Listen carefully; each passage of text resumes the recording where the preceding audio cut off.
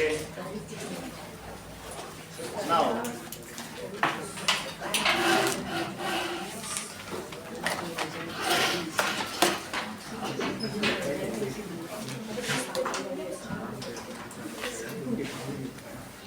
interest question.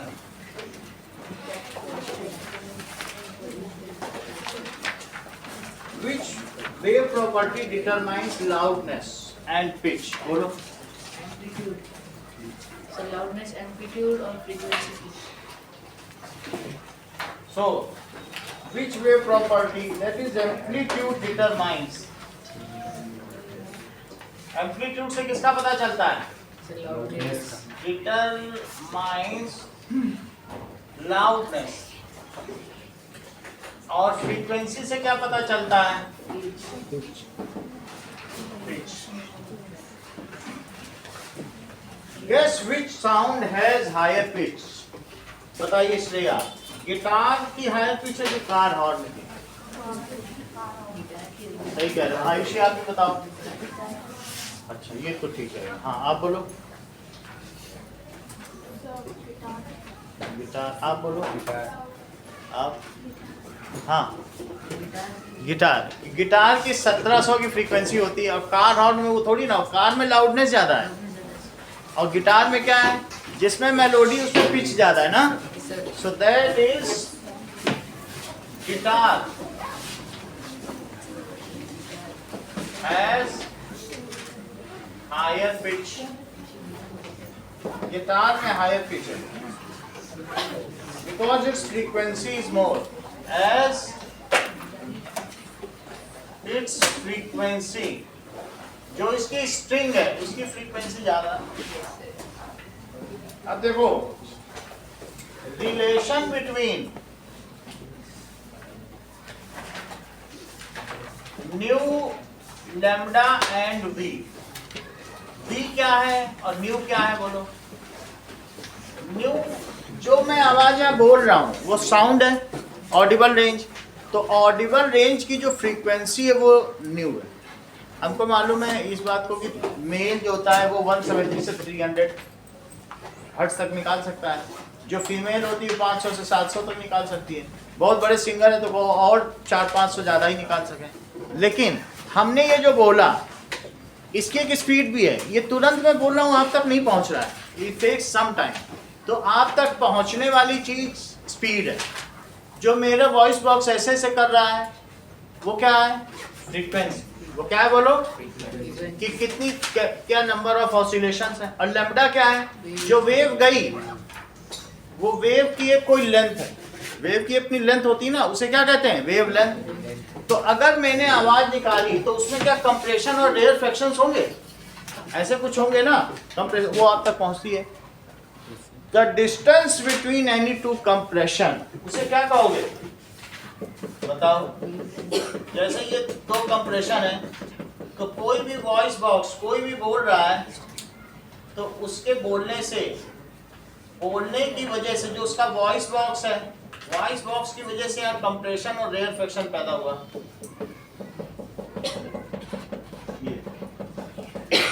तो successive compression और rarefaction के बीच की आवाज को क्या कहेंगे? वेवलेंथ. यहाँ से यहाँ तक ले लो तो भी लैम्डा है और यहाँ से यहाँ तक ले लो तो भी लैम्डा है. लेकिन ये कहाँ तक पहुँचेगी? ये किसी सुनने वाले तक पहुँचेगी. तो यहाँ से यहाँ तक पहुँचने में इसकी कुछ स्पीड होगी. तो v क्या है बताइए? It is speed of sound. ये क्या है? लैम्डा क्या है? That is wavelength of sound. और फ्रीक्वेंसी ये न्यू क्या है? फ्रीक्वेंसी की भाई ये वाइब्रेट कर रहा है, ये कितने नंबर ऑफ ऑसिलेशंस कर रहा है. इन तीनों में हम एक रिलेशन स्थापित करेंगे. चलो तो यही चीज है. ये 5 नंबर का सवाल आता है. Relation between frequency, wavelength and speed of sound. किसके किसके बीच में बोलो, रिपीट करो. That is frequency, wavelength and speed of sound. ठीक है. सो relation between frequency, wavelength and speed of sound. मान लीजिए कि कोई यहां पर, अब मैं कंप्रेशन और रेयरफैक्शन तो नहीं दिखाऊंगा, उसी का सिनोनिमस है, ये वेव दिखा दे। तो वेव में ये दो क्या चीज हो गई, क्रेस्ट, क्रेस्ट के बीच की लेंथ लैम्डा हो गई।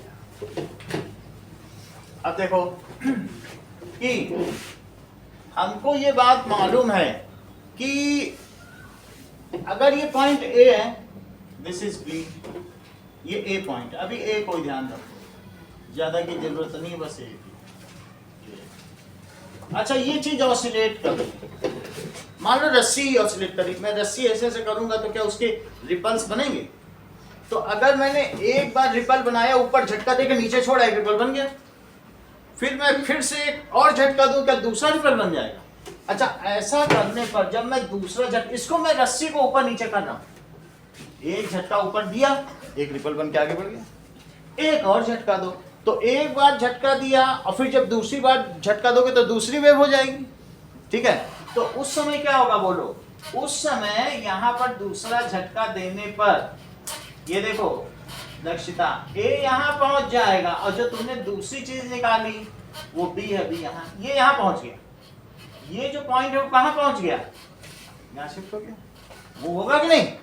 कहने का मतलब है जब मैं नई आवाज निकालता हूं तो तब तक पुरानी आवाज तुम तक पहुंच जाती है, फिर वो नई भी आगे चलती है। ऐसे ही तो कंप्रेशन, साउंड ऐसे ही तो मूव करता है। तो एक कंप्रेशन आगे बढ़ेगा तभी तो उसकी जगह दूसरा कंप्रेशन लेगा। ये बात तुम्हें समझ में आ गई? अब देखो, तो इसका मतलब कि यहां से ऊपर करना, नीचे करना, फिर ऊपर करना, क्या एक ऑसिलेशन हो गया? और उसमें जो टाइम लगा होगा, उसमें टाइम भी तो लगा होगा, एक ही ऑसिलेशन हुआ। तो अब वही ऊपर करके नीचे किया, फिर ऊपर किया, एक झटका मारो, यहां से ऊपर जाओ, यहां से बीच से ऊपर जाओ, नीचे जाओ, यहां, ये हो गया एक ऑसिलेशन। ऊपर जाओ, नीचे जाओ, यहां आ जाओ, फिर ऊपर जाओ, नीचे जाओ, फिर यहां जाओ, ऐसे बार बार करते रहो, बनता रहेगा कि नहीं? इसमें लगे हुए टाइम को क्या तुम टाइम पीरियड कहोगे? Time taken to complete one oscillation. बोलो मैं, इतनी बात तुम्हें समझ में आई? ऊपर गए, नीचे गए, फिर यहां आ गए, फिर ऊपर गए, फिर ऐसे तो बार बार करना पड़ेगा ना, एक एक रिपल बनाने के लिए। तो time taken to complete one oscillation इस टाइम पीरियड। तो क्या जितने समय में तुमने एक ऑसिलेशन पूरा किया, यहां से ऊपर गए, नीचे गए, यहां, उतनी ही देर में क्या ये चीज यहां पहुंच गई? ए यहां पहुंच गया, ए कितना आगे चला होगा? मैं बता सकते हो तुम्हें? बताओ। टी टाइम, टाइम पीरियड के बराबर वो कितना लैम्डा चला होगा? कितना चला होगा?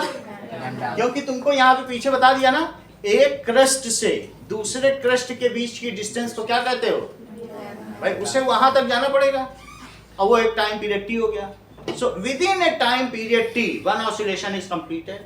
नाउ ए इज, ए को क्या किया जाएगा?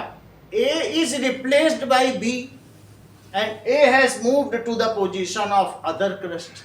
यही बात हुई है? ए कितना आगे बढ़ गया बताइए? व्हेन, लिखो Manya, when one oscillation completes, when one oscillation completes, तो crust a moves to crust a. अब इसको क्या कर दोगे? ये कहीं और चला जाएगा, other position, to position of next crest, वहां चला गया। इसका क्या मतलब हुआ?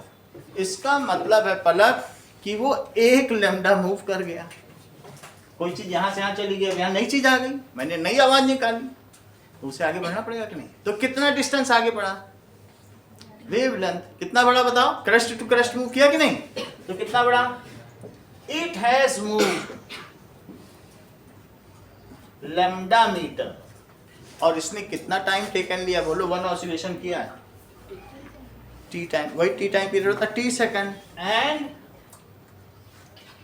It has taken T second. जैसे जैसे मैं आवाज निकाल रहा हूं वो तुम तक पहुंचे, यहाँ कहीं खट्टी नहीं हो रही है, वो स्मूथली तुम्हारे तक पहुंची। ये बात है कि नहीं? अच्छा, अब तुम ये मुझे बताओ, स्पीड का फार्मूला बताओ। मेरे पास डिस्टेंस भी है, देख लो, लैम्डा मीटर डिस्टेंस और टाइम भी है। क्या तुम मुझे व्यू में बता सकते हो स्पीड का फार्मूला क्या होता है? बोलो, आप बताओ। Distance upon time. वही लगा दो। स्पीड क्या होती है बोलो? Distance upon time. व्योम अब अर्पित को बोलने देना। मुझे बताओ कितना डिस्टेंस मूव किया वो वेव? लैम्डा मीटर मूव किया, और कितना टाइम लिया होगा? टी, क्योंकि एक ऑसिलेशन में जितना टी सेकंड लगा होगा, 1 सेकंड या 2 सेकंड, उतने में वो आगे बढ़ गया, फिर उसे दूसरी वेव से रिप्लेस होना है ना। तो तुमने सही बताया, lambda metre upon t second. इसे वी लिख दें क्योंकि ये स्पीड ऑफ साउंड ही है। यही चीज मैं दिखाना चाहता हूँ, लेकिन ऐसे करके दिखा रहा है वही चीज। ठीक है कि नहीं? अब देखो, इतनी बात तो तुम्हें समझ में आ गई शानवी। अब मुझे बताओ 1/t क्या होता है? होती है वही लिखो, हो गया रिलेशन। 5 नंबर समझ में आई बात?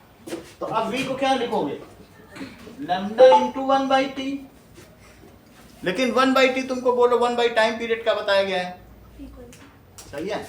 सो v is equals to lambda into क्या लिख दें निष्का, क्योंकि 1/t फ्रीक्वेंसी होती है, lambda into nu. 1/t is equals to nu. तो ये हमारा रिलेशन हो गया, that is v is equals to nu lambda. Book में क्या लिखा है? सही है, हमने कुछ नहीं किया। स्पीड क्या होती है? कितना डिस्टेंस आगे बढ़ा और कितनी देर में बढ़ा, एक टाइम पीरियड में बढ़ा होगा, एक ऑसिलेशन में जो टाइम लगा। बात समझ आ गई? So that is, it gives us a relation v is equals to new lambda.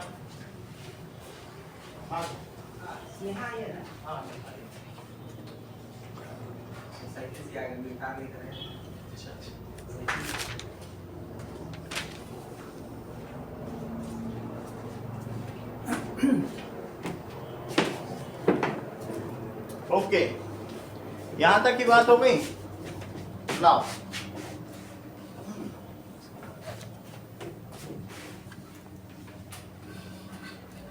तो क्या फार्मूला बना बताओ? Speed of sound is equal to frequency into wavelength. क्या फार्मूला बना? Speed of sound is equal to frequency into wavelength. ये book में देखो, establish है relation. Speed of sound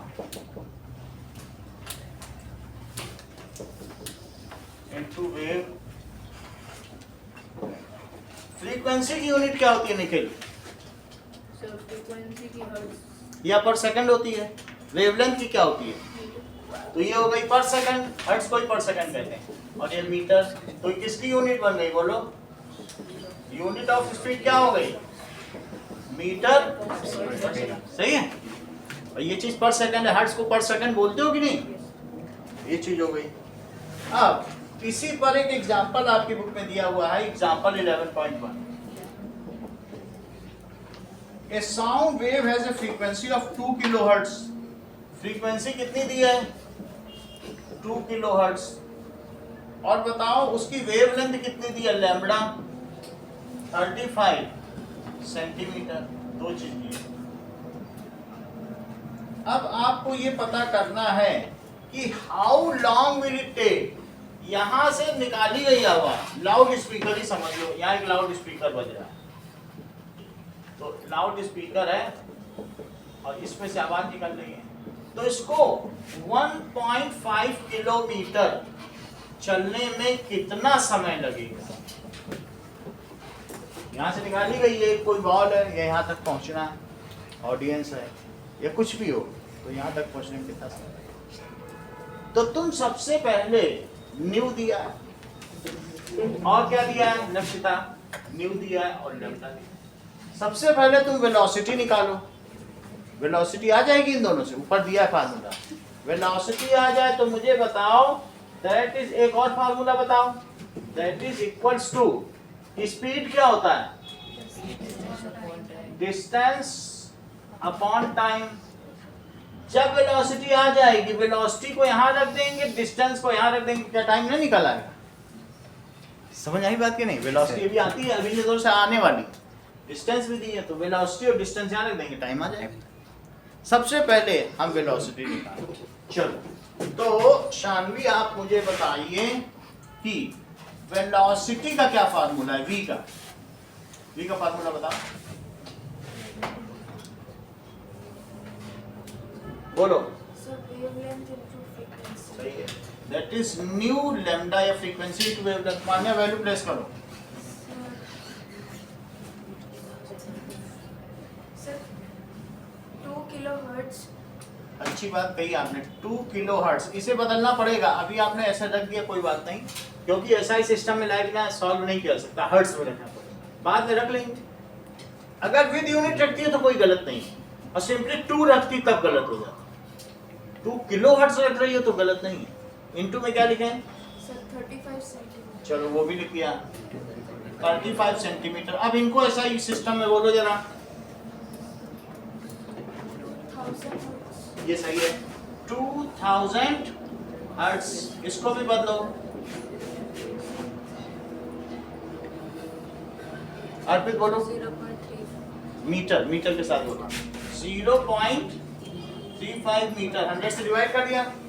hertz किसे कहते हैं? हर्ट्ज का क्या मतलब होता है? फ्रीक्वेंसी की यूनिट है, दैट इज पर सेकंड। हर्ट्ज किसे कहते हो? पर सेकंड होता है नहीं, 1/सेकंड को। तो ये हो गया 2000 पर सेकंड और इंटू 0.35 मीटर। तो ये चीज मीटर पर सेकंड में आ जाएगी कि नहीं? मल्टीप्लाई करो, आंसर बताओ। तो 700 meter per second. सही है, 35 से 2 में किया, 35 2 जा 70 और 3 जीरो और लगाया, और फिर कितने डेसिमल के पहले? 2 डिजिट पहले डेसिमल लगाया, ठीक है। अब दैट इज मीटर पर सेकंड, तो इट इज 700 मीटर पर सेकंड आ गया। ये स्पीड ऑफ साउंड है, एयर में तो नहीं है, एयर में तो 3 से 40 है, पता नहीं किस मीडियम में चल रही, और कोई अच्छा मीडियम होगा, कोई डेंसर। चलो वो देख लेंगे। इसका आगे क्या करें? Sir, velocity को speed of अब एक दूसरा भी फार्मूला है वेलोसिटी का, कौन सा है? distance point. ठीक है, so velocity it is equals to distance upon time. Value place करिए इसका। Sir, 700. Sir, lambda. लैम्डा यहाँ का है, यहाँ का है लैम्डा। चलो आदित्य आप 1 पॉइंट किलोमीटर को मीटर में कन्वर्ट करके कर लो, कितना होगा 1.5 किलोमीटर?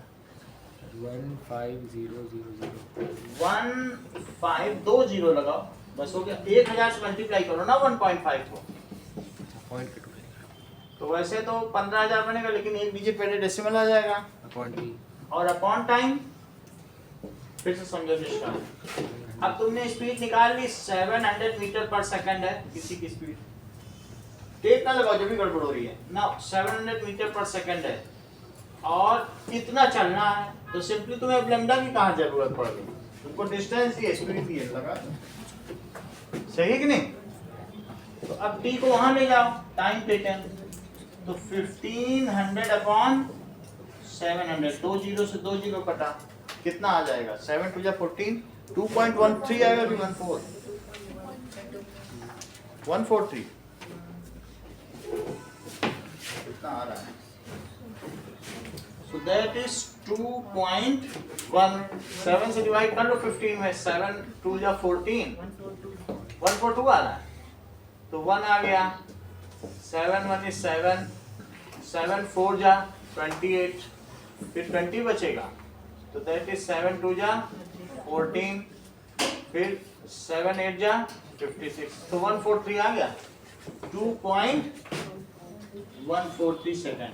इतने समय में 2 सेकंड, भाई 1500 मीटर ही तो है। 143 लिख दिया, 1428 था, तो मैंने इसको अप्रोक्सीमेट कर दिया, 5 से ज्यादा तो इसे बढ़ा दिया।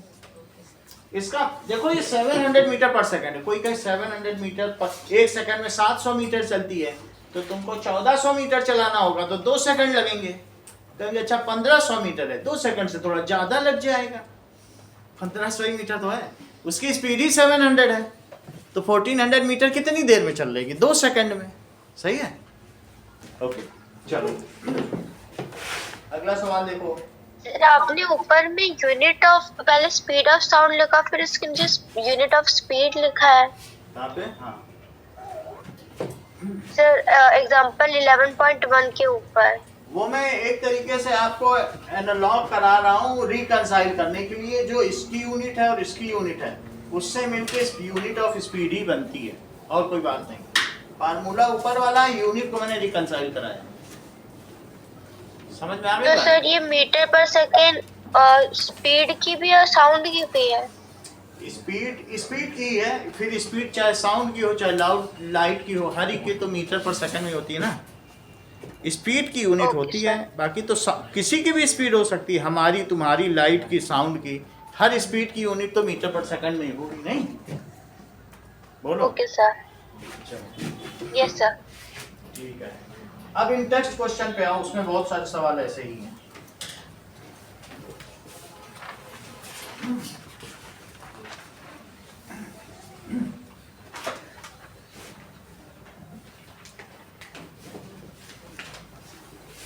चलिए, What are the wavelength, frequency, time period and amplitude? ये तो कवर किया जा चुका है, Yes, sir. चारों चीज आपको पता है।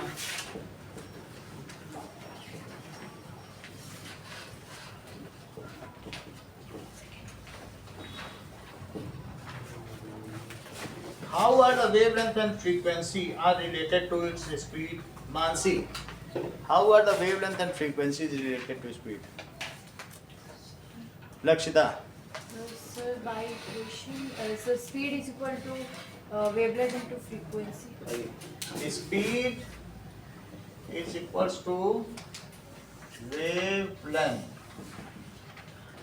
into frequency. अगला सवाल, calculate the wavelength of sound wave whose frequency is given at speed. Indrajit, दो चीजें दी हैं, देखो क्या क्या दिया है। whose frequency is 220 hertz. Frequency को न्यू लिखना सीख लो, ऐसे लिखा जाएगा, और v ऐसे लिखना और न्यू ऐसे लिखना। Frequency is 220 hertz. और क्या दिया है, स्पीड दी है, स्पीड को v है, 440 मीटर पर सेकंड दी है, और पूछा क्या है, उस मीडियम में उसकी वेवलेंथ यानी लैम्बडा क्या होगी। तो लैम्बडा के लिए श्रेया फार्मूला बताओ। लैम्बडा इज इक्वल टू, वहां से देख के बताओ, इतने सारे फार्मूले हैं वो उसी से बनाओ। लैम्बडा इज इक्वल टू, बनाओ इससे। इंद्रजीत बताइए, lambda is equal to, Sir, lambda is equal to frequency upon speed. Speed upon frequency. हाँ फ्रीक्वेंसी क्यों पहले बोलते हैं, यहाँ से देखो ना, लैम्बडा किसके इक्वल है, 2 meter. इसके नीचे आ जाएगा। तो v is equal to nu lambda, तो लैम्बडा इज इक्वल टू बोलो v बाई न्यू, ठीक है, निष्का ने ठीक बताया, that is speed upon frequency. Value place करो। Sir, 440 meter per second. सही है, 440 मीटर पर सेकंड, और फ्रीक्वेंसी की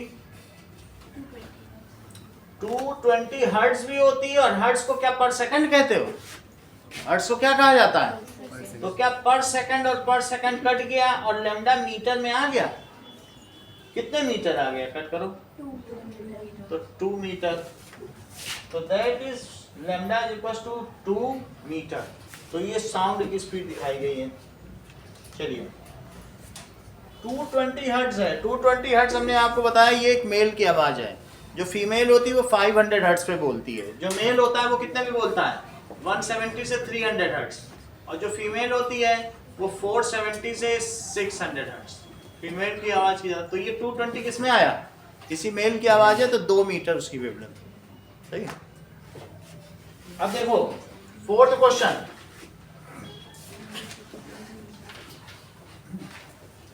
a person is listening to the tone of 500 hertz sitting, एक ही फ्रीक्वेंसी हो तो उसे टोन कहते हैं, ठीक है, बहुत सारे तो नोट कहते हैं। बहुत सारी मिल जाए तो उसको नोट, जैसे ये देखो ये टोन और नोट में क्या अंतर है। टोन जब मैं बोलूंगा और नोट में कई चीजें, उसको कहते हैं कि सरगम, सा रे गा मा पा धा नी सा, ये कोई गीत गा रहा है तो उसमें सारे आ जाएंगे। और कोई कह दे आज का मौसम बहुत खराब है, आज के मौसम में इतना सब कुछ हो रहा है, आज कितनी गंदी बात हो रही है, सब ऐसा हो रहा है, वहाँ वो हो रहा है, पेड़ से पानी गिर रहा है, ये हो रहा है, सब ऐसा, इसको कहते हैं मोनोटोनस साउंड। न्यूज रीडर ऐसा करते हैं, उनको चेहरे में एक्सप्रेशन लाने की इजाजत नहीं है। उनको आज का समाचार शुरू हुआ, आज यहाँ पर, आज प्रधानमंत्री ने देश का बहुत विकास किया, वहाँ वो मर गया, वहाँ उनका जन्म हो गया, मर भी गया, जन्म हो गया, उसके चेहरे पे कुछ आ ही नहीं रहा। अगर कोई ऐसे बात करता है तो वो वक्ता, वो ओरेटर किसी भी डायस पे क्यों ना खड़ा, उसकी आवाज बात कोई नहीं सुनता। उसको अपनी आवाज में एक वॉबलिंग लानी पड़ेगी, उसको अपनी आवाज में एक नोट लाना पड़ेगा। टोन से नहीं होगा कि एक ही टोन में बोले, टोन एक होता है। तो ये क्वेश्चन टोन का है, वो 500 हर्ट्ज का एक टोन है, लिखा है कि नहीं क्वेश्चन में? तो टोन एक ही होता है, उसमें फ्रीक्वेंसी बदलती नहीं है। लेकिन जब नोट होता है, आप अगर ओरेटर बनना चाहते हैं तो आवाज नीचे भी लानी पड़ेगी, ऊपर भी लानी पड़ेगी, तभी लोग आपको सुनेंगे, अदरवाइज नहीं सुनेंगे। तो जो फ्रीक्वेंसी, उसका कितना टोन दिया बोलो? 500 हर्ट्ज। तो that is nu, it is equal to 500 hertz.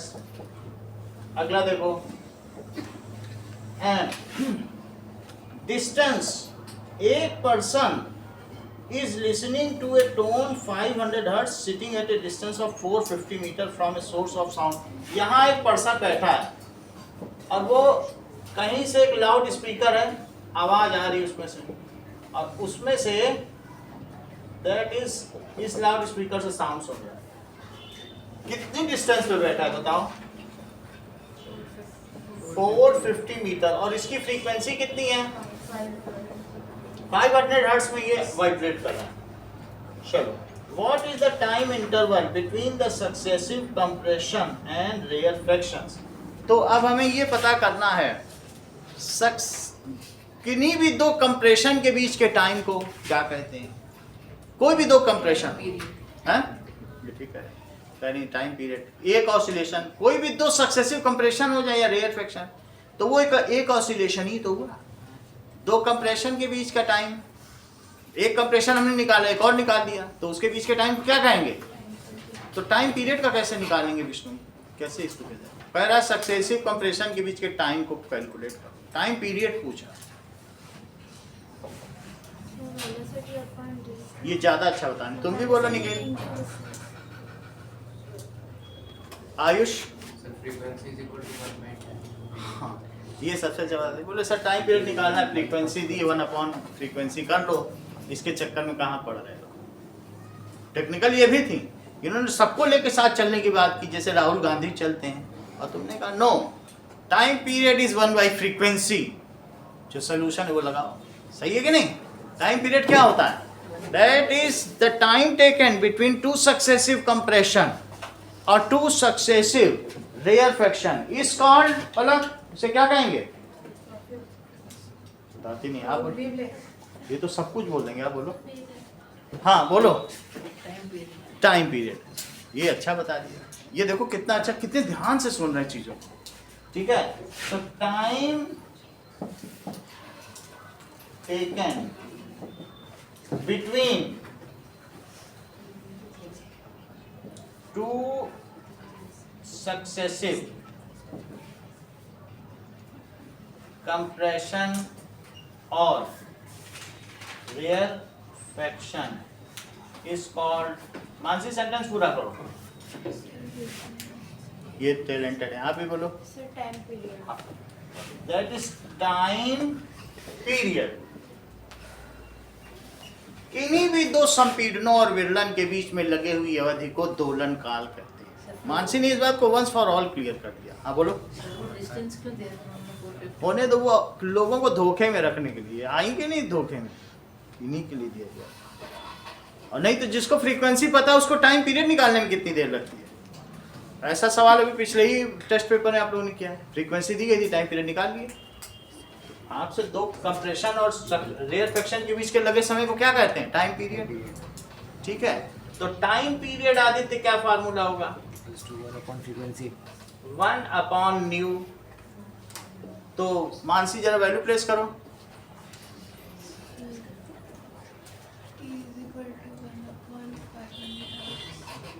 1/500। अच्छा बताया आपने, 500 हर्ट्स हो गया। हर्ट्स को क्या कहते हैं? पर सेकंड। पर सेकंड ऊपर जाके क्या सेकंड बन जाएगा? और 1/500 कितना होता है? जरा 500 से 1 डिवाइड करो। 0.002 डेसिमल लगाया, जीरो बढ़ाया, जीरो बढ़ाया, जीरो बढ़ाया, जीरो बढ़ाया, point एक और जीरो बढ़ाया, 2 फिर 2 आया। तो कितना आ गया बोलो? 0.0026 0.0002। अच्छा, ये हर्ट्स को पर सेकंड भी कहते हैं, और पर सेकंड ऊपर चला जाए तो सेकंड बन जाए। इतनी बात समझ में आ गई कि नहीं? अब देखिए कि चलिए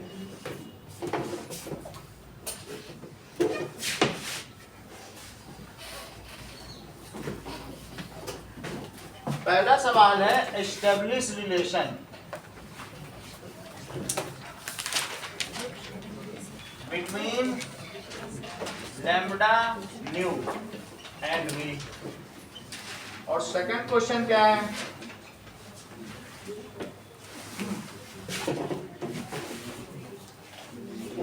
that is a sound wave has a frequency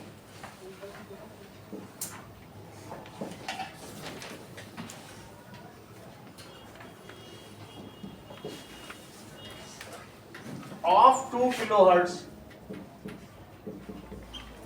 and wavelength, और wavelength कितनी है? 35 centimeter.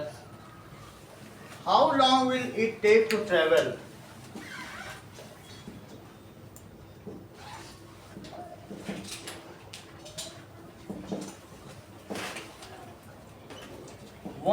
.5 kilometer. Okay, calculate wavelength of sound.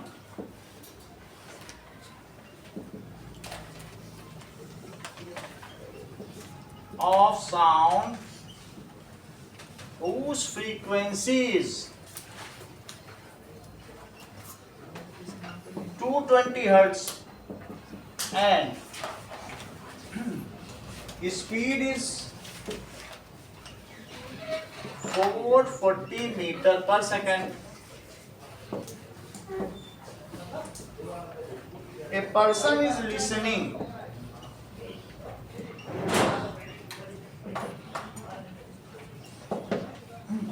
to a tone,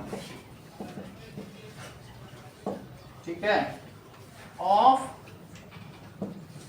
500 hertz sitting at a distance of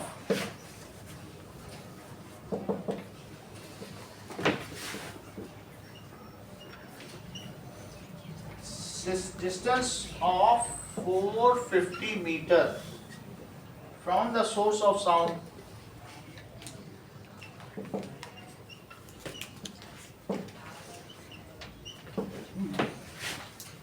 What is the time interval?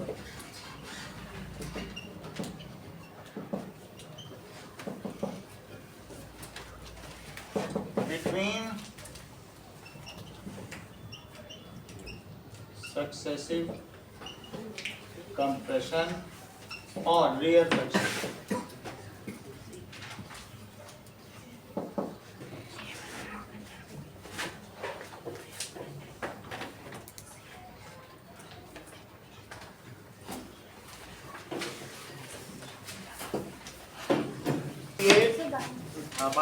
रख लो नीचे उसको। Differentiate between loudness and intensity, paper रख लीजिए नीचे। तो लाउडनेस तुमको मालूम है, it is proportional to square of amplitude, ये बात मालूम है? अगर मान लीजिए 2 मीटर एम्पलीट्यूड है तो 2 का स्क्वायर करो, वही लाउडनेस है। So it is proportional to, it is proportional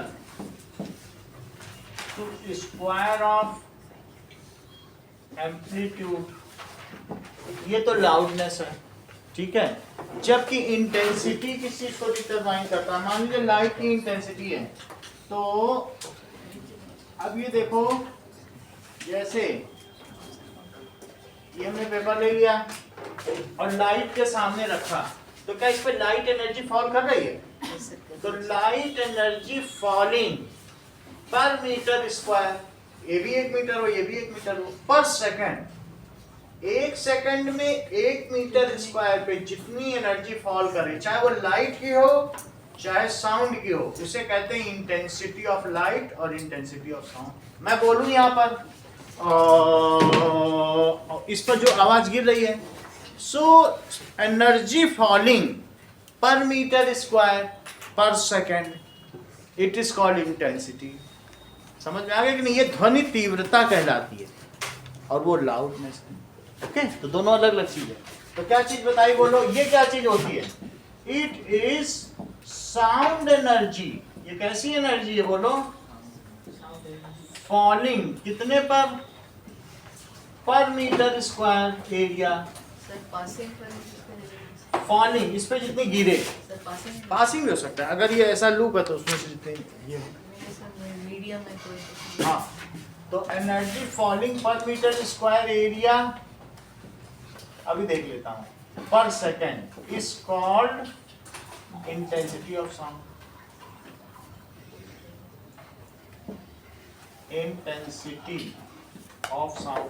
अब जरा देखो, मान लीजिए किसी ने आवाज लगाई और आवाज लगाने पर वो आवाज पर मीटर स्क्वायर पे गिरी, तो साउंड एनर्जी भी तो जूल होगी, और एरिया नीचे रखो तो एनर्जी ऊपर पर मीटर स्क्वायर एरिया और इनटू पर सेकंड तो टाइम, तो ये जूल हो गया, ये मीटर स्क्वायर हो गया और ये सेकंड। तो बोलो इसकी यूनिट क्या हुई इंटेंसिटी की?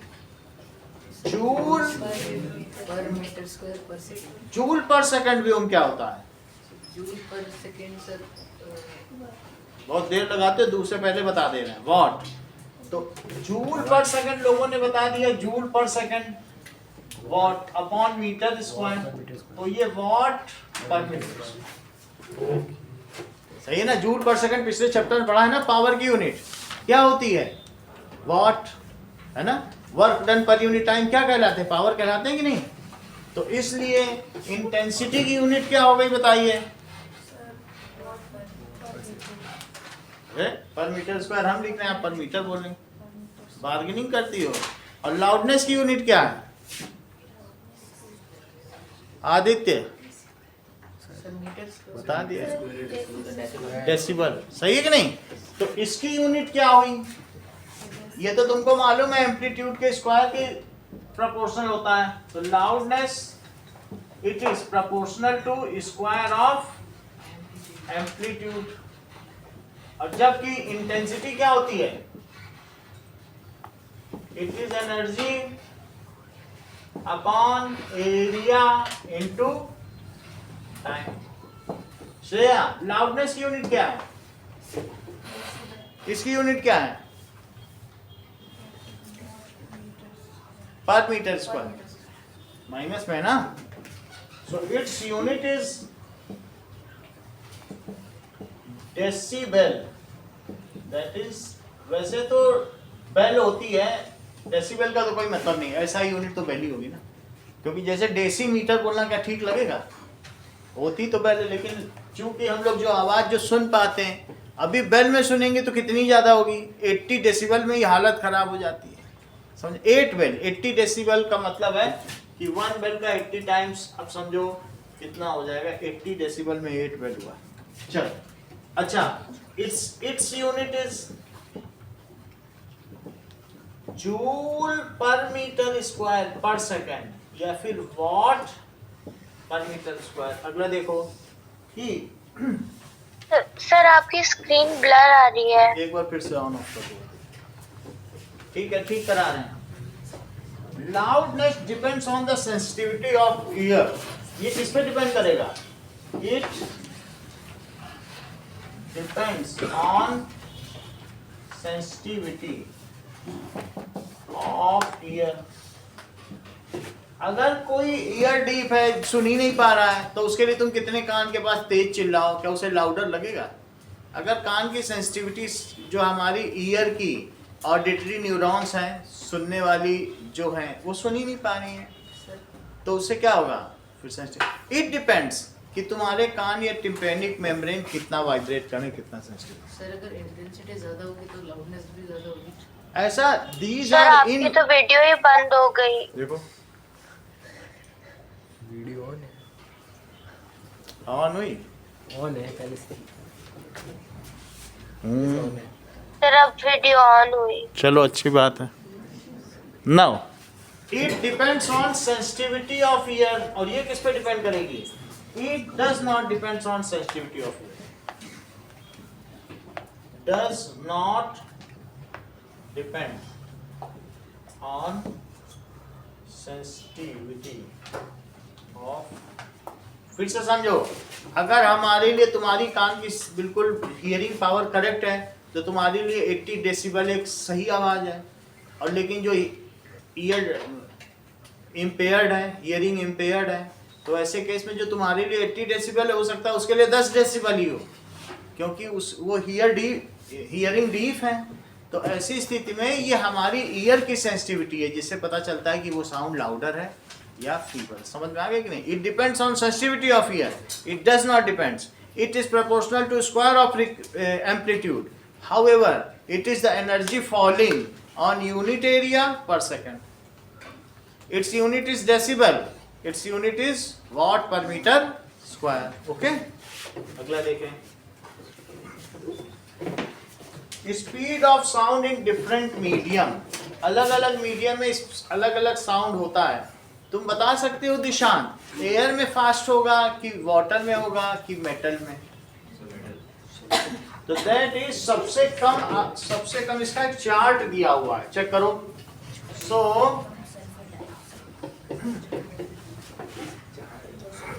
If density of medium increases then speed of sound also increases. Speed of sound in different medium ऐसा दिया गया है। तो इसमें क्या दिया गया है? इट डिपेंड्स, कई चीजों पर डिपेंड करता है। It depends on property of medium, medium कैसा है, और किस पे डिपेंड करेगा? टेम्परेचर और डेंसिटी ऑफ मीडियम।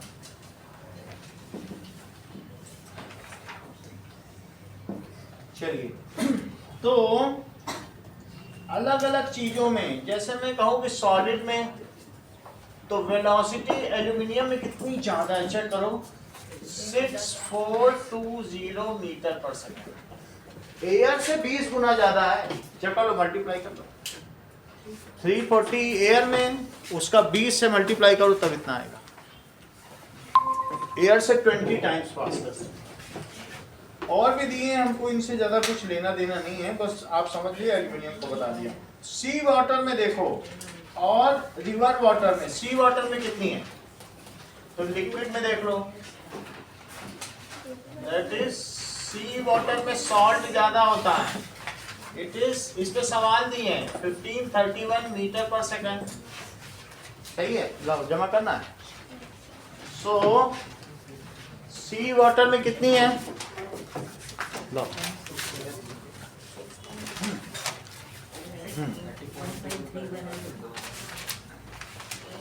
अब देखो, डिस्टिल्ड वाटर में कम हो जाती है।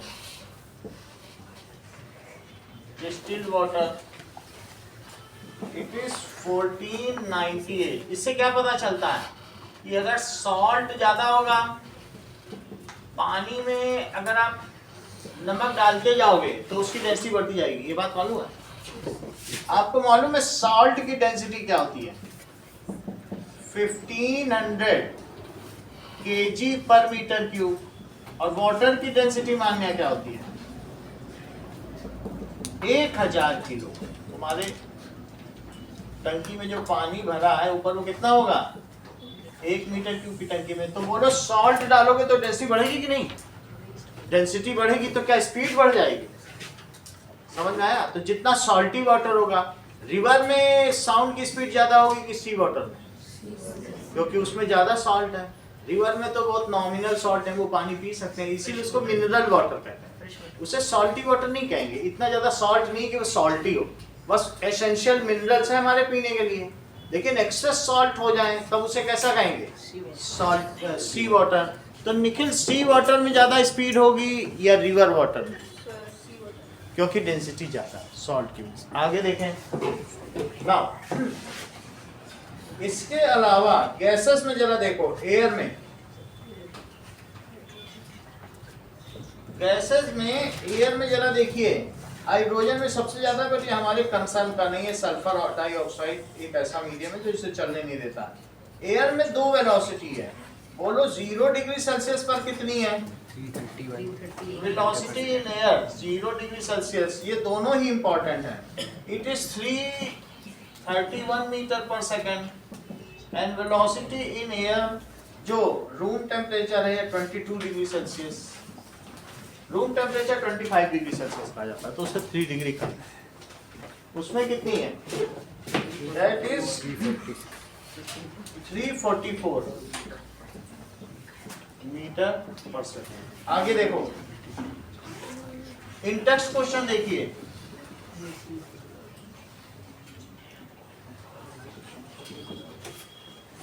हाँ सर ये एल्यूमिनियम के ऊपर ये मीटर क्या है?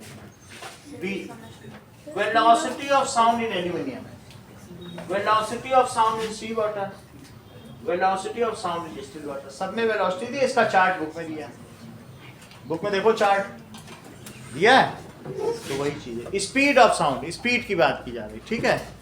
अब देखो रिफ्लेक्शन ऑफ, इंटेक्स्ट क्वेश्चन देखो, in which medium air, water और iron Indrajit does sound travel fastest? Yes, so in iron sound travels fastest. Temperature कम होता है तो पार्टिकल्स नजदीक आ जाते हैं, तो फिर उनकी स्पीड ज़्यादा होती है। जैसे जैसे टेम्परेचर बढ़ाएंगे तो काइनेटिक एनर्जी बढ़ती जाएगी, टेम्परेचर पर देखते हैं। काइनेटिक एनर्जी बढ़ती जाएगी, इससे वो और क्या वाइब्रेट होता है। अभी बता रहे हैं।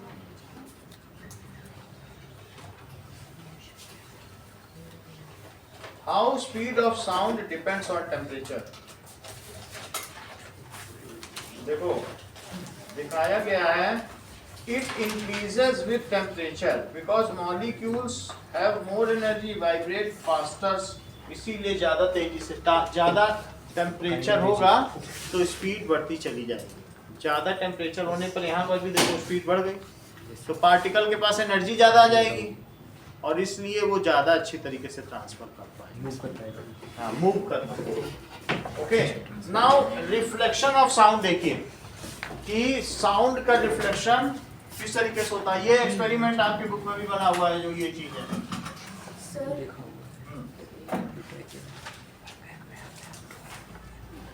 सर जो इलेक्ट्रिक अप्लायंस होते हैं जैसे फोन या फिर टीवी, हाँ। उससे साउंड कैसे प्रोड्यूस होता है? क्या? जैसे कोई इलेक्ट्रिक अप्लायंस होते हैं फोन या फिर टीवी, उनसे कैसे साउंड प्रोड्यूस होता है? स्पीकर लगा रहता है। ये देखो, इतनी तो बात पता चल गई कि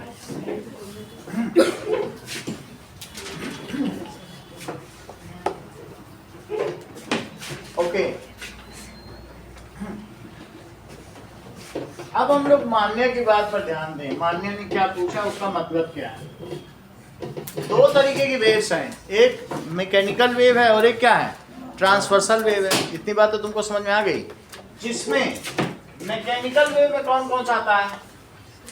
मैकेनिकल वेव्स का मतलब है प्रेशर वेव, ऐसी जो प्रेशर क्रिएट कर सके। तो प्रेशर वेव तो साउंड तो प्रेशर क्रिएट करता है ना, एयर के पार्टिकल में कंप्रेशन भी करता है, रेफ्लेक्शन भी। तो ये चीज क्या हुई बोलो, ये तो साउंड हो गई। इतनी बात तो तुमको समझ में आ गई। अब जरा देखिए कि मैकेनिकल में जब तुम फोन में बोलते हो तो फोन में ये जो तुम्हारा माइक्रोफोन है, ये जो माइक्रोफोन है, इसमें अगर आप बोल रहे हो तो इसमें इसका जो डायाफ्राम है ये आगे पीछे वाइब्रेट करेगा। पतली सी प्लास्टिक की शीट लगी होती फिर है, से समझो, पतली सी प्लास्टिक पतली अगर तुम उसका ऊपर में खोलोगे एक मेम्ब्रेन है पतला सा बहुत। है ना। जब चूंकि हमने बोला तो क्या हमारे बोलने से उसमें वाइब्रेशन होगा, प्रेशर क्रिएट होता है, वो आगे पीछे होगा। अभी तक ये प्रेशर वेव है। इस चीज को क्या कहेंगे बोलो, साउंड एक मैकेनिकल वेव है। क्या कहीं इसमें करंट है? कुछ करंट नहीं है। लेकिन अगर इसको तार से जाना है तो क्या इसमें करंट होना चाहिए? Yes, sir. होना चाहिए। तो अब यहाँ तक जो तुमने साउंड प्रोड्यूस किया उसने इसको वाइब्रेट किया, इसको डायाफ्राम कहेंगे। Diaphragm, it vibrates. नीचे कॉपर की कॉइल लगी रहती है, अब इसके नीचे कॉपर की कॉइल मैग्नेट होता है ना, मैग्नेट के साथ। जिन्होंने खोला उनको पता है। तो this mechanical wave get converted into, इस डायाफ्राम के मूवमेंट की वजह से उसमें क्या होगा, एक इलेक्ट्रिसिटी पैदा होगी। कोई भी चीज अगर आप मूवमेंट करेंगे, आपने देखा होगा कि आप कोई भी चीज ऐसे भी मूव करेंगे तो आप मैग्नेट होना चाहिए, और मैग्नेट की वजह से क्या कर सकते हैं, you can produce electricity. Movement से ही तो होता है। तो अब हम यहाँ पर डायाफ्राम को मूव कर रहे हैं तो उसकी वजह से क्या होगा, ये देखो, मान लीजिए जैसे ये है तो हम क्या कर सकते हैं बताइए, मूवमेंट हो रही है, इसमें मैग्नेट लगे हैं। इसमें क्या है, ये दीज आर कॉपर कॉइल से वही मैग्नेट का काम करें। तो जरा हम इसे चलाएं तो सिर्फ मूवमेंट से क्या होता है बताओ, क्या इलेक्ट्रिसिटी पैदा हो जाती है? डायनेमो है नहीं, हाँ डायनेमो है, ये जनरेटर है। ये बात समझ आ गई, मूवमेंट से। तो हमने क्या किया, एक मैकेनिकल वेव है, प्रेशर लगाया कि नहीं, मैकेनिकल वेव से हमने इसे बोला तो हमारे मूवमेंट से, जैसे इन्होंने कभी खोल के देखा होगा, बोले उसमें कॉपर कॉइल और मैग्नेट भी है, वैसा ही यहाँ पर मूवमेंट की वजह से क्या होता है। सो व्हेन एवर, या पानी भी गिरता है तो पानी गिरने से वो डायनेमो घूमता है, तो क्या उससे बिजली बनती है? हर जगह डैम में यही सिस्टम है। ये हम आगे की अभी एक चैप्टर आने वाला है, वो इम्प्रूवमेंट ऑफ फोर्स रिसोर्सेज, उसके बाद वाले में पढ़ लेंगे या जो भी होगा। तो तुम्हें समझ में आ गया, क्या पता चला बताइए। Now mechanical waves get converted into electrical waves. किसमें कन्वर्ट हुई बोलो? इसको पहले समझो, फिर मोबाइल वाला भी बताएंगे, लेकिन अभी इसको समझो। तो now it is converted into mechanical waves. बोलो। फिर जो लॉन्जिट्यूडनल वेव्स होंगे वो भी प्रेशर वेव होंगे। हाँ, वो प्रेशर वेव्स होती हैं जिससे मशीन चल सके। क्या मशीनों के लिए प्रेशर और यही सब चीजें तो चाहिए चलाने के लिए, उनको मैकेनिकल वेव्स कहते हैं। तो और भी बहुत सारी वेव्स हैं, जैसे रोप है, स्प्रिंग्स है, उसमें स्प्रिंग ही तो लगी होती हैं, वो सब मैकेनिकल वेव की तरह काम करते हैं। जो मशीन को चला दे, जिसमें प्रेशर क्रिएट हो, उसे क्या कहेंगे, मैकेनिकल वेव्स। तो साउंड भी एक कैसी वेव है, मैकेनिकल। अच्छा, इसमें मैकेनिकल वेव किसमें कन्वर्ट होगी बताइए? Due to copper coil and magnet it is now converted into, किसमें कन्वर्टेड हो गई? Electrical waves. इलेक्ट्रिसिटी या इलेक्ट्रिकल वेव, समझ में आया?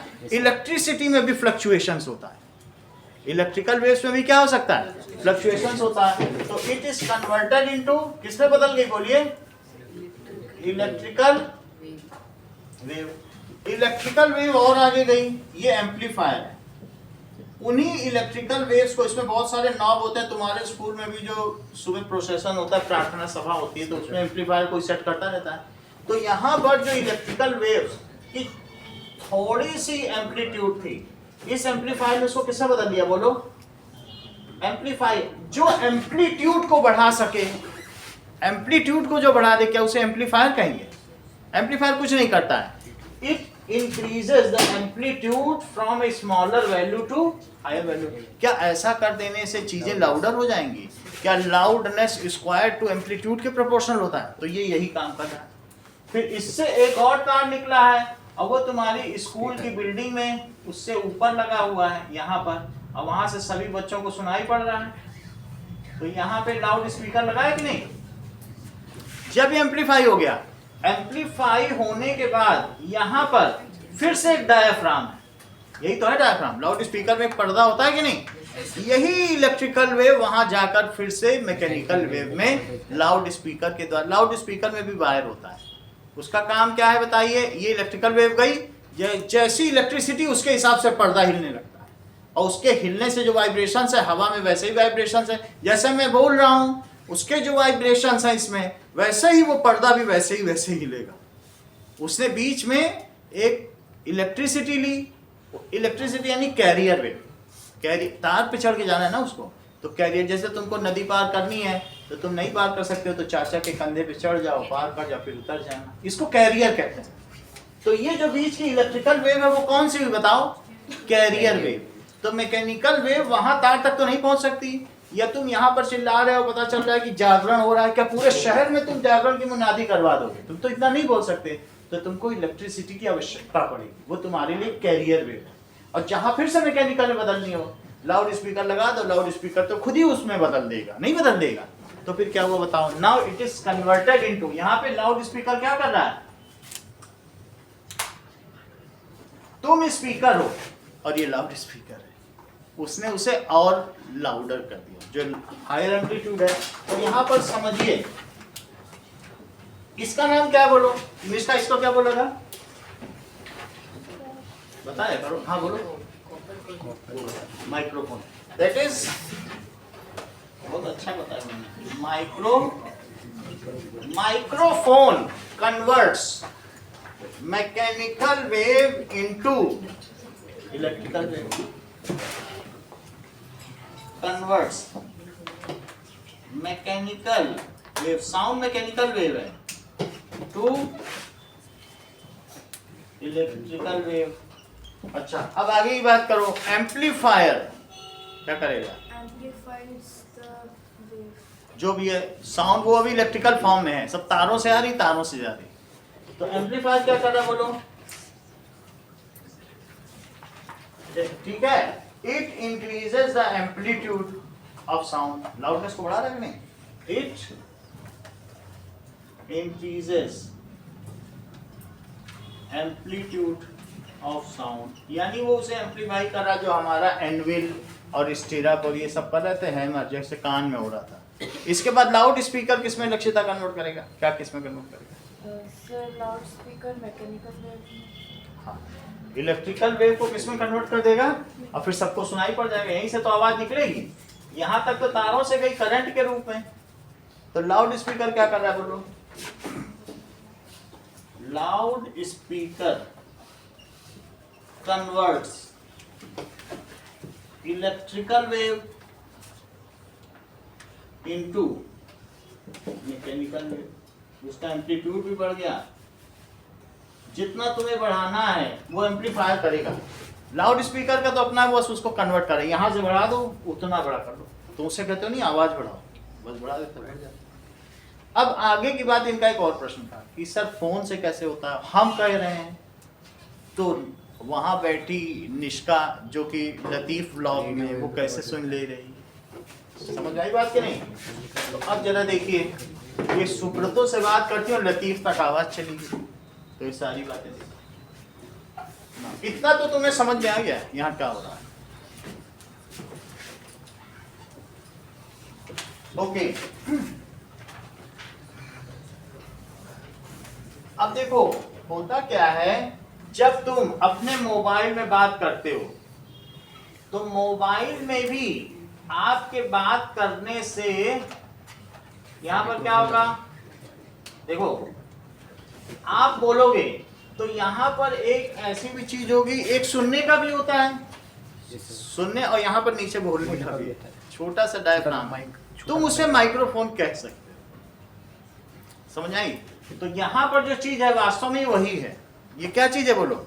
वो यहीं पर होगा, ऊपर की ओर स्पीकर होगा, जनरली स्पीकर ऊपर की ओर होगा, पीछे की ओर होगा, या ऊपर की ओर, कहीं पर भी होगा। और यहां पर क्या होगा बोलो? माइक्रोफोन में जब तुमने बोला तो वो क्या करेगा? माइक्रोफोन ऑफ फोन, ठीक है, इट, तो जो भी चीज होती है, फोन का मतलब यहाँ सुनने से ही, फोन एनीथिंग, ठीक है। So it is now microphone क्या करेगा यहाँ बोलो? कन्वर्ट्स मैकेनिकल वेव किसमें कन्वर्ट करेगा? Electrical wave. इसके अंदर एक बैटरी लगी है, और बैटरी इसको कनेक्टेड है, तो बैटरी कनेक्टेड है तो इसमें इलेक्ट्रिकल वेव है। अब तुम कहोगे सर लेकिन ये तो कोई और सुन रहा है फोन, और उनके बीच तो तार नहीं है सर, ये बात बोले। अब इसका एक और फॉर्मेशन है, रेडियो वेव कन्वर्ट होता है। हाँ, अब उसके आगे की बात करो। उन्होंने कहा सर अब ऐसे काम नहीं चलेगा, आपने मैकेनिकल वेव बताया है सर, आप ट्रांसवर्सल वेव की तो बात करें। दो तरीके की वेव होती है ना, लॉन्गिट्यूडनल और ट्रांसवर्स। एक मैकेनिकल है और एक नॉन मैकेनिकल वेव है, जिसे कि लाइट वेव्स कहते हैं। Light waves. इलेक्ट्रिसिटी तुम समझ गए, ये किस में कन्वर्ट हो गया, इसके अंदर ही अंदर इलेक्ट्रिसिटी में।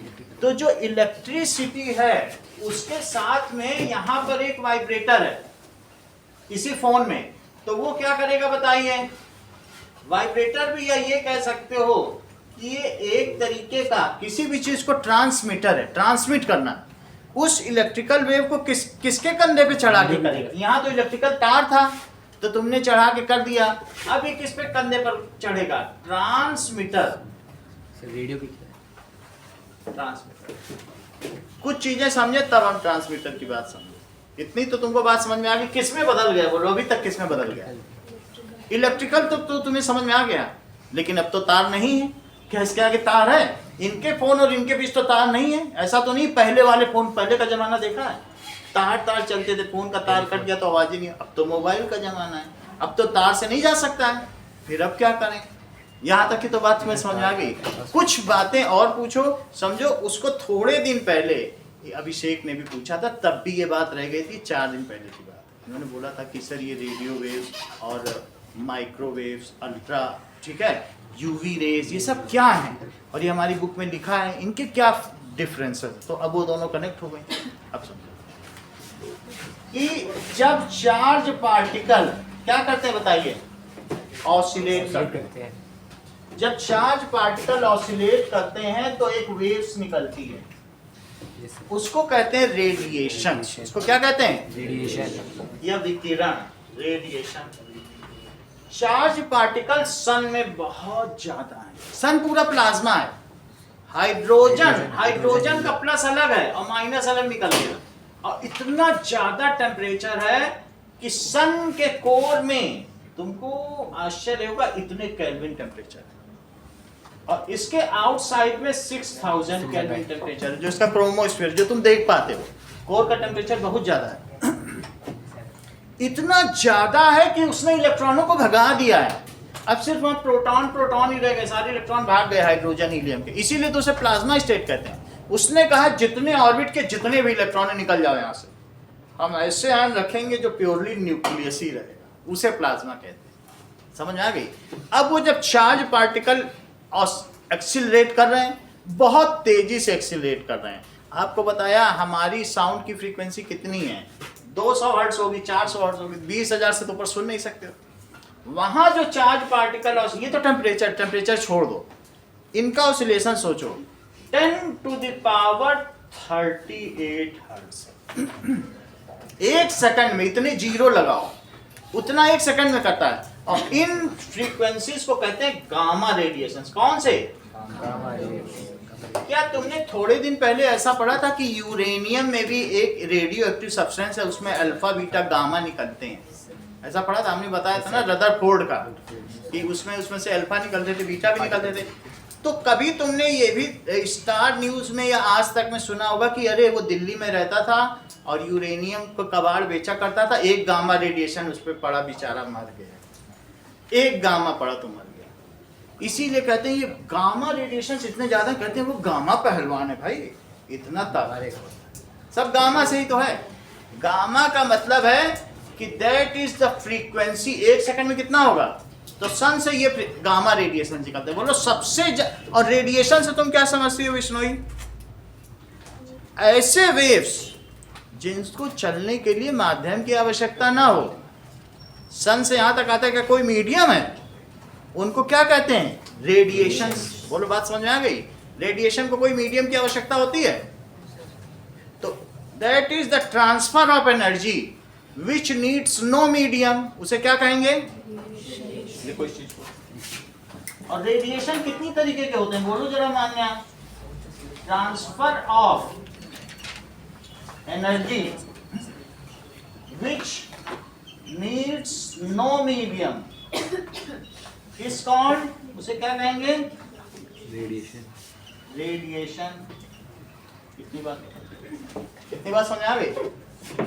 इसका वो बता भी रही है कि सर ने कंडक्शन कन्वेक्शन के बारे में बताया नहीं, सिर्फ रेडिएशन के बारे में बता दिया। ये चीज इनकी बहुत अच्छी, बहुत बड़ी बात है। लेकिन फिर भी अभी रेडिएशन के बारे में समझो। जिसको चलने के लिए, ये देखो सन से लाइट आई और ये अर्थ में आ गई, तो सन से अर्थ में आने के लिए क्या इसे किसी मीडियम की आवश्यकता थी?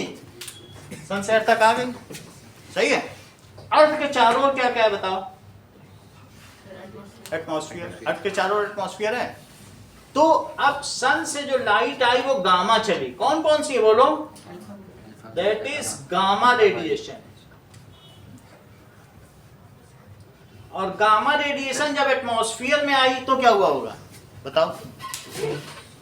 गामा रेडिएशन जब हमारे एटमॉस्फेयर में आई तो एटमॉस्फेयर से वो टकराई होगी। ये बाकी की बात बता दी कि हमारे एटमॉस्फेयर में क्या क्या चीजें बताओ? हमारे एटमॉस्फेयर में अर्थ है, अर्थ के ऊपर क्या है? ट्रोपोस्फियर, फिर मीजोस्फीयर, फिर मीजोस्फीयर ही थर्मोस्फीयर है, सही है। मीजोस्फीयर, फिर एक्सोस्फीयर और आयनोस्फीयर और एक्सोस्फीयर, ये अर्थ है। अर्थ के चार तत्व। तो यहां से सन से कौन सी आ रही बोलो? गामा ऐसे बनेगा, दैट इज गामा रेडिएशन। कैसा रेडिएशन? Gamma radiation. गामा जब आई, इससे टकराई, इसने बाहर के एटम्स को बिखेर के रख दिया एक्सोस्फीयर को, लेकिन उसकी एनर्जी तो कम हो जाएगी ना। यहां अंदर आई तो अब गामा कैसे बदल गई? एटमॉस्फेयर के पार्टिकल से टकरा के कुछ एनर्जी उसको दे दी, बन गई एक्सरे। किसमें बदल गई? एक्सरे। और एक्सरे आने के बाद फिर और अंदर के एटमॉस्फेयर, जैसा कि अभी इन्होंने बताया मीजोस्फीयर, मीजोस्फीयर और थर्मोस्फीयर का बहुत ज्यादा टेम्परेचर है। कल्पना चावला इसी में तो फंस गई थी, उसके सब स्पेसशिप की गास्केट टूट गई थी, उसकी डेथ हो गई। अब जरा देखो यहाँ पर 350 से ऊपर टेम्परेचर, तो अब ये एक्सरे में बदली। गामा रेडिएशन किस में बदली? एक्सरे। और अगले में मीजोस्फीयर से गुजरी तो क्या हुआ बोलो? 10 किलोमीटर, 80 किलोमीटर, 250 किलोमीटर, 350 किलोमीटर और 500 किलोमीटर। 500 किलोमीटर पर एक्सोस्फीयर, कौन सा? 350 किलोमीटर पर आयोनोस्फीयर। अभी बताया गामा जिस पे पड़ जाए सबको छिटका दे के आयन ना बना दे, वही आयन फिर मिले तो हीट रिलीज करे, तभी तो मीजोस्फीयर बना। उसने छिटका दिया, लेकिन क्या वो छिटक के रहेंगे? फिर से अपनी लोअर ऑर्बिट में आएंगे और नीचे आएंगे तो एनर्जी, जैसे पेनी गिर जाए तो एनर्जी ना रिलीज हो। कौन कौन सा? एक्सोस्फीयर, आयनोस्फीयर और क्या है बोलो? मीजोस्फीयर। और फिर उसके बाद क्या है? स्ट्रेटोस्फीयर। ये स्ट्रेटोस्फीयर में जो ले रहे स्ट्रेटो, और फिर सबसे क्या है? ट्रोपोस्फीयर। ट्रोपोस्फीयर में ही हवाई जहाज उड़ते हैं 8 किलोमीटर पे फाइटर, यहीं पर सब कुछ है। ओजोन लेयर 80 किलोमीटर पर, कितने पे? 80 किलो। अब देखो तुम्हें क्या बताया? एक्सरे आ गई, मीजोस्फीयर से निकली तो क्या आई बोलो? यूवी। थोड़ा थोड़ा दे रही ना एटमॉस्फेयर को, पहले ज्यादा ताकत थी, फिर क्या हुआ बताओ? उससे कम हुई। जब तुम्हारी बॉडी का एक्सरे होता है यही रे डाली जाती है नैनो सेकंड के लिए, और तुम्हारी बॉडी से ही आर पार हो जाती, बोन्स को नहीं पार कर पाती है। लेकिन आपकी बॉडी से जब पार होती है तो पीछे फोटोग्राफ रखा है, उस पर विजिबल गिरती है, तभी तो फोटो खिंच जाता है। फोटो होता है नहीं, एक्सरे का फोटो, यहां से पड़ी एक्सरे और पीछे से निकली विजिबल रेज विद ग्योर। पीछे कौन सी निकली? विद ग्योर होती ना विजिबल रेज। तो पहले गामा पड़ी हमारे एटमॉस्फेयर में, बनी एक्सरे, एक्सरे ने फिर मीजोस्फीयर के पार्टिकल्स से टक्कर मारी तो क्या बनी बोलो? यूवी रे ओजोन पे टक्कर मारती तो क्या बन जाती? विजिबल। तो क्या हम ये कह सकते हैं कि ओजोन लेयर हमको हार्मफुल अल्ट्रावायलेट रेडिएशन से बचाता है? तो ये कौन है बोलो? ओजोन। ओजोन को तुम समझते हो O3 कहा जाता है। फिर से समझो, सबसे ज्यादा ताकतवर क्या है बोलो? Gamma rays. इनको सबको मीडियम की आवश्यकता नहीं है। इसकी फ्रीक्वेंसी कितनी है? 10 to the power 38 hertz. X rays की फ्रीक्वेंसी कितनी है? 10 to the power 28 हर्ट्ज। कम। इसके बाद देखो विजिबल की क्या फ्रीक्वेंसी बोलो? 10 to the power 7 hertz. Visible में कौन कौन से कलर है? विबग्योर। सबसे ज्यादा ताकतवर कौन सा है? वॉयलेट। और सबसे कम कौन? सबसे ज्यादा फ्रीक्वेंसी किसकी बोलो? सबसे ज्यादा फ्रीक्वेंसी किसकी है? वॉयलेट। और सबसे कम? जब तुमको पढ़ना होता है तो ब्लू लाइट जला के पढ़ते हो, या स्पार्क में भी वॉयलेट कलर होता है, और जब सोना होता है तो रेड लाइट जला लेते हो। तो रेड में कम एनर्जी है, वॉयलेट में वॉयलेट से भी ज्यादा हो जाए तो कहते हो अरे ये तो अल्टीरियर टू वॉयलेट है, सुपीरियर टू वॉयलेट, तो नाम पड़ गया ultra violet. Which is more than violet, उसको क्या कहेंगे? और which is inferior to red, infrared. Red से भी गई गुजरी, इंफ्रारेड। वॉयलेट से भी सुपीरियर, उसे क्या कहेंगे? तो ये चीज अल्ट्रा वॉयलेट रेज। इसकी फ्रीक्वेंसी है 10 टू द पावर 10 हर्ट्ज, और इंफ्रारेड की, इन सब की 10 टू द पावर 7 के आसपास। अब बोलो इंफ्रारेड की क्या होगी? इंफ्रारेड इससे कम है, उसकी frequency 10 to the power 5 hertz है, रेड से भी कम। हम लोगों की बॉडी से कौन सी हीट निकल रही है? इंफ्रारेड। जो हम लोग है ना, तो हीट वेव से, धरती से इंफ्रारेड निकलती है। विजिबल धरती पे गिरी तो धरती ने गर्मी दी। जो तुम्हारी मम्मी तावा पे रोटी सेकती है तो तवा से इंफ्रारेड रेज निकलती है। इंफ्रारेड रेज है तो उसको देखने के लिए बिग बॉस में ऐसे कैमरे रखे रहते हैं जो इंफ्रारेड कैमरे, ऐसे कैमरे रहेंगे। तो इसको कर दिया, ये कैमरा ऐसा, बाइनोकुलर, समझ में आई बात की नहीं? इससे अंधेरे में देखा जा सकता। सब पूरी लाइट चली जाए, सबको देखो। बिग बॉस में यही तो होता है। ये इंफ्रारेड कैमरा है, तो हीट से जो सेंस कर सके उसे क्या कहेंगे बोलो? इंफ्रारेड। बात समझ आई? इंफ्रारेड से भी कम क्या हुआ? माइक्रोवेव। माइक्रोवेव ओवन में कोई हीट नहीं है, बस उससे कम है, उसी से ऑसिलेशन मिला लिए जाते हैं तो बहुत ज्यादा टेम्परेचर। तो इंफ्रारेड से कम कौन सा हुआ बोलो? उसके बाद है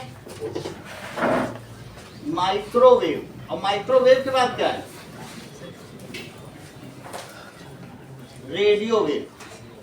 रेडियो 10 हर्ट्ज, बोलो बात समझ आई? 10 हर्ट्ज पूरी रेंज है। ये सभी रेडिएशंस हैं, और इन सभी वेव्स को क्या कहते हैं? इनको इलेक्ट्रोमैग्नेटिक वेव्स कहते हैं, जो जेम्स मैक्सवेल को इसके लिए नोबेल मिला। ये सब बताने के लिए, ये किसने हम लोगों को बताया? क्या जेम्स मैक्सवेल की थ्योरी की वजह से ही रदरफोर्ड का मॉडल फेल हुआ? ये सब हमें किसने बताया बोलो? इसको कहते हैं इलेक्ट्रोमैग्नेटिक रेडिएशंस। क्यों इलेक्ट्रोमैग्नेटिक रेडिएशंस कहते हैं? क्योंकि चार्जेस की वजह से ये बनी, और जहां चार्ज होगा क्या वहां मैग्नेटिज्म ना होगा? चार्ज से तो मैग्नेटिज्म भी हो जाता ना। तो इसलिए इन्हें क्या कहते हैं? रेडिएशन से इलेक्ट्रोमैग्नेटिक। अब देखो यहां से तुमने क्या किसमें बदल दिया बोलो? मैकेनिकल को किसमें बदला? इलेक्ट्रिकल में। इलेक्ट्रिकल में, और जो हमारी डिवाइस है उसमें एक वाइब्रेटर होता है, वो रेडियो वेव रिलीज करता रहता है। उस रेडियो वेव से कहता है कि तुम जा रहे हो, ये हमारी जो इलेक्ट्रिकल वेव्स है वो मैं तुम्हारे ऊपर सुपरपोज कर देता हूँ, चढ़ा देता हूँ। इसको भी लेके पूरी दुनिया में, पूरे ब्रह्मांड में फैला। तुमने जो फोन पे आवाज निकाली है वो पूरे ब्रह्मांड में जा रही है, वो कॉस्मॉस में जा रही है, यूनिवर्स में जा रही है, सिर्फ सन में नहीं जा रही है। वो अल्फा सेंटोरी जो हमारा सबसे निकटतम तारा है वहां भी 4.5। अगर उस फ्रीक्वेंसी को कोई कैच कर सके, जैसे हम कभी कभी एलियंस भी बोलते हैं ना, वो अपनी वेव्स को रेडियो वेव में भेज देते हैं। तो अब जो दूसरी डिवाइस है, जो जैसे तुमने बोला, समझ आई बात की नहीं?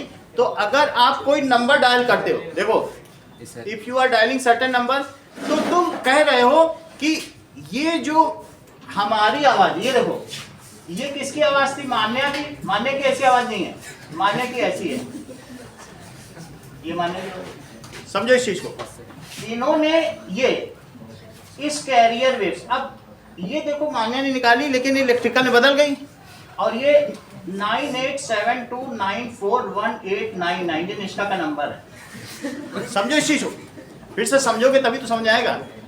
ऐसे नंबर डायल किया, इस नंबर के डायल करने से ये फ्रीक्वेंसी आ गई। इस नंबर के डायल करने से क्या हुआ? तो तुमने जब फोन मिलाया तो तुम्हारी आवाज इसके साथ अब क्या हो गई? ओवरलैप हो गई। तो अब ये कुछ फ्रीक्वेंसी ऐसे ऐसे हुई, थोड़ा लग रहा है ना बदल गई, ये मिल गई कैरियर के साथ, इसको कहते हैं मॉड्यूलेट हो गई, मिल गई। अब ये हवा में जब जाएगी तो चूंकि तुमने निष्का के वेव नंबर पे मिलाया, नंबर मिलाते ही वैसे ही वेव में ये चढ़ जाएगी, उन्हीं के कंधे पे चढ़ेगी, उसी चाचा के कंधे पे। तो निष्का का फोन बैंग बैंग हो जाएगा, टनिंग टनिंग टनिंग। तो पूरी दुनिया में जा रही है, लेकिन उसको रिसीव कौन कर पा रहा है? निष्का।